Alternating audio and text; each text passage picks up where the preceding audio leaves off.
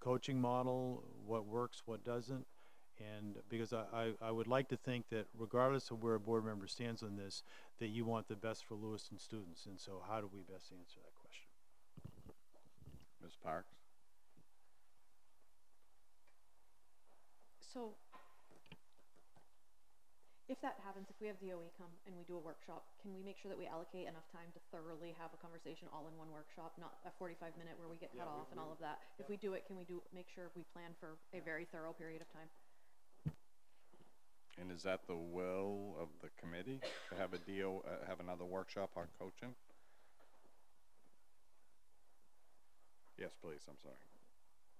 So, I mean, the more information is always better, but I'm concerned about micromanaging the buildings. There's a certain level where we have to trust that what's happening. If we want to change philosophy and goals, and we want to have administrators work with us to line those up and see what common areas we have, that sounds like a good plan. Micromanaging schools and minutia like this, to me, we are diminishing the empowerment that they have to do their jobs. So we can have workshops, we can talk about this 15 more times. I think that what comes down to it is that we will be responsible for a lot more things that we are not privy to seeing in action. I'm all for data. I want to see measurable results. I think we should ask for that. I think we should get it. I don't think it's our place to be the ones to tell them how they should be doing their work every day. So that's where I see that there's a line that needs to be drawn. You know, I just think we need to be careful about what we're asking for. Transparency, data, justification, but if we had clear goals, I think we could get at this better than just having another workshop from the DOE if we knew what we wanted to do. And I would agree. I mean, we have workshopped this, and it's not changing. And to do it again, I mean, I think we're doing a disservice to our staff on the coaching issue, but that's my opinion. I would not support another workshop, but I recognize it's the will of the committee as well, but that's nothing I would vote to support. Ms. Parks first, and then Ms. Ray. I think that the issue is not so much a desire to micromanage, but a desire to get the data that's been asked for years and years and years. I think that's the end goal, is to get that information and for somebody to say, look, this shows what you want it to see, more than micromanaging anyone. I don't think anyone wants to micromanage anyone. I think we just want to know and see something to verify that it's effective. So I agree. I think that's been lacking for years as well, that people have been asking for this data and it's not coming forward. But we got some assurances this evening that that they would be able to find some type of limited data. Ms. Ray? So I think the iterations of the Title I workshops that we have done have shown us how robust that process is. The CNA and having that was very illuminating for me. I think it answered a lot of questions, and then also just getting to know the administrators over time and understand their perception of instructional coaches and the coaching model in Lewiston Public Schools. It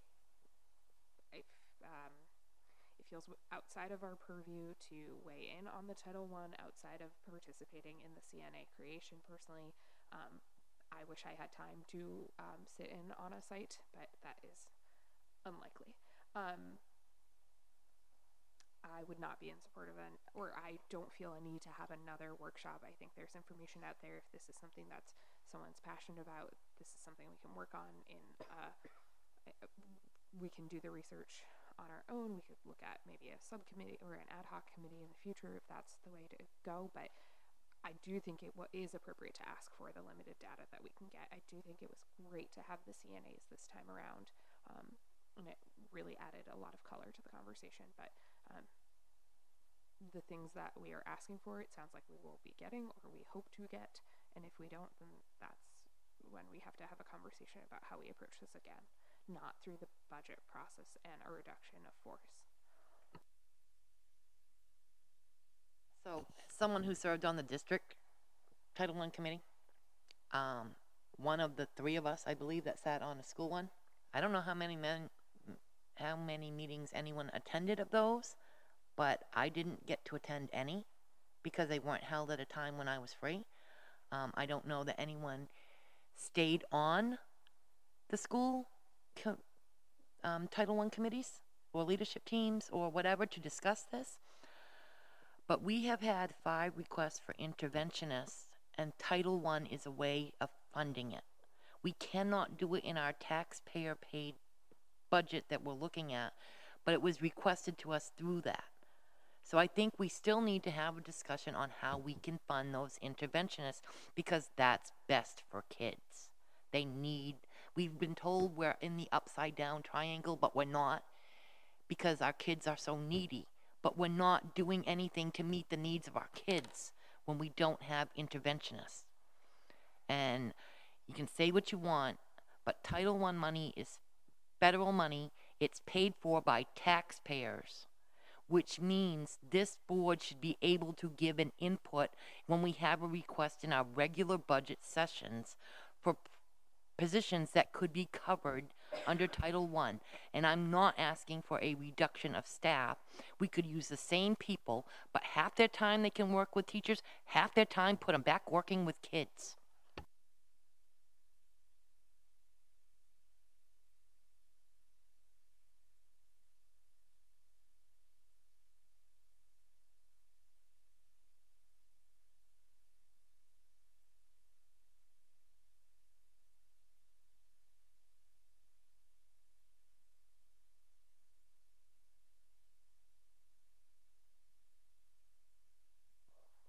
I just wanted to remind the board that the priority items have been fully vetted by the management team as well as their leadership team, and the interventionist positions fall on the priority 2 list, not the priority 1.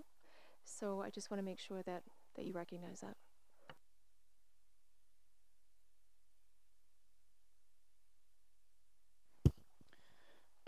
Maybe we should go back to the administration and see if they still want them on list 2, or if they want to move them back to list 1 as possible consideration. So just a thought. Also, I mean, you were talking about how many workshops we've had, and even prior to this board, there were several workshops on Title I and coaches and so forth, so it's been vetted quite a bit. And another way to see the value of coaches is to listen to parents, students, and to go within the school district and actually see the work they're actually doing. So we hear what comes through this door, but what I'm seeing is if this gets added back to the our agenda, we're going to see this room full again, and we're going to hear a lot more stories that I've heard over and over again of how well and effective it is in our district. What I also feel bad is there's some folks in this district that are really upset and really angry right now, and having to do this over and over again at each board, and it's upsetting to feel that, you know, the folks that are upset. So I know this is just a discussion and so forth, but it keeps coming up, and they have to reassure us every single time, almost every year, that this is working. And so I feel real bad for the circumstance that has developed this year.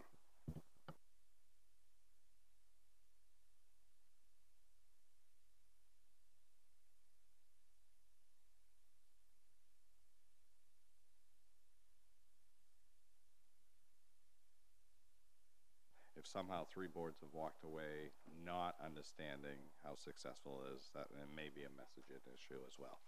Any other questions or comments? Can I comment on that? Sure. Just like I said earlier, there are different forms of data, and I think maybe that's the same data has been repeated over and over again. Maybe we should look at other ways of proving that data. But when there's a line of folks out the door, when we get constant emails, that's a lot of data. All right, we'll let you have the last word on that. And yeah, well, hold on one second. I will have Ms. Parks. I don't think that emails and as helpful as they are, I don't think that emails and anecdotes equate to data. Just wanted to clarify that data is data that can be verified and evidence-based, and opinions and anecdotes are not data. Thank you, Mr. Langless.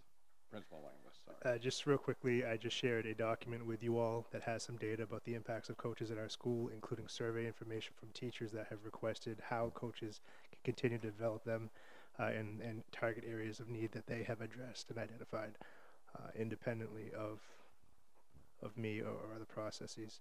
I think that's really valuable. I would also, when I say this cautiously, the sentiment that I'm feeling a bit is Title I conversations didn't go the way we wanted, and so now we're looking for something else. And I think when we're talking about two people, personnel I care about, I do appreciate that we're going to talk about legal input and how we go about this conversation, because we are only talking about a couple of people, and it's well known who they are. So I do think it is a personal matter at this point, but I'd be curious what legal counsel has to say. And I would appreciate the opportunity to bring back more data, more conversations about the impacts of modern teaching practices and the desperate need that we have in some areas, and how some people are using that to impact kids every day.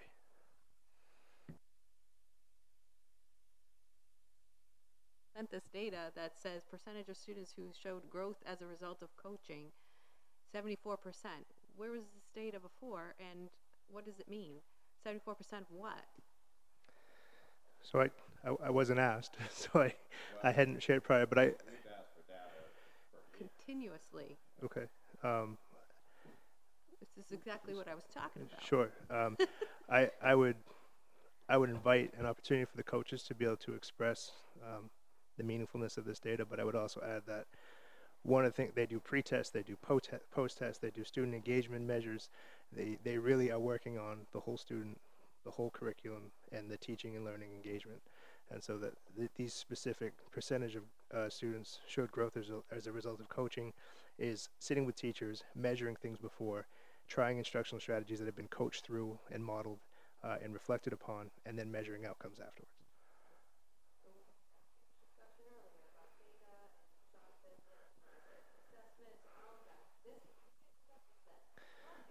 Because the topic for the workshop was Title I and these two positions, and I could have, but I guess I didn't feel it was my purview at the time.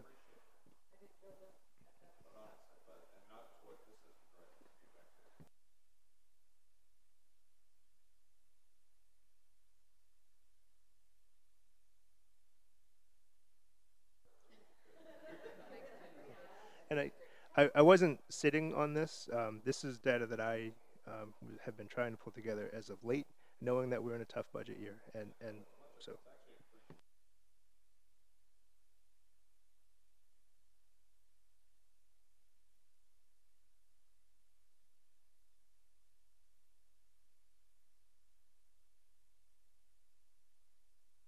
So I would just like to clarify the data piece. So because we use a student-centered coaching model, which I believe most of you are familiar with the concept of that model, teachers select, it's a meeting between the coach and the teacher to select their standards that their group of students needs to work on in that frame of time. So it's typically like not one assessment that we can easily and quickly pull the data.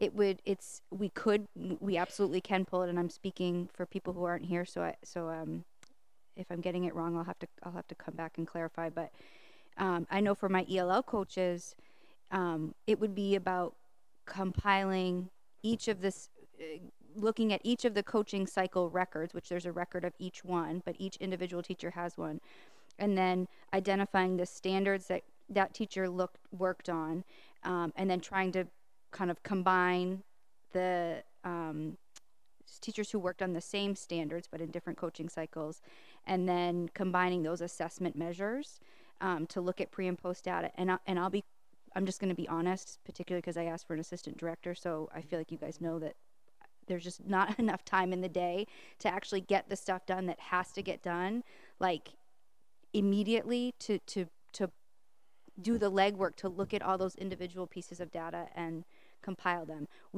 I know we can do it.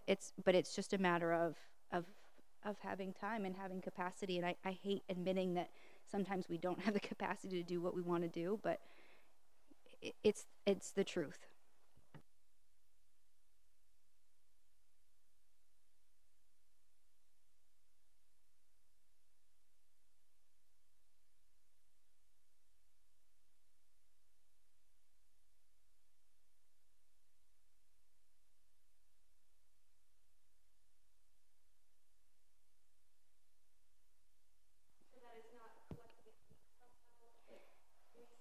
I think moving forward, 100%, and I have 3 ELO coaches, and they are phenomenal.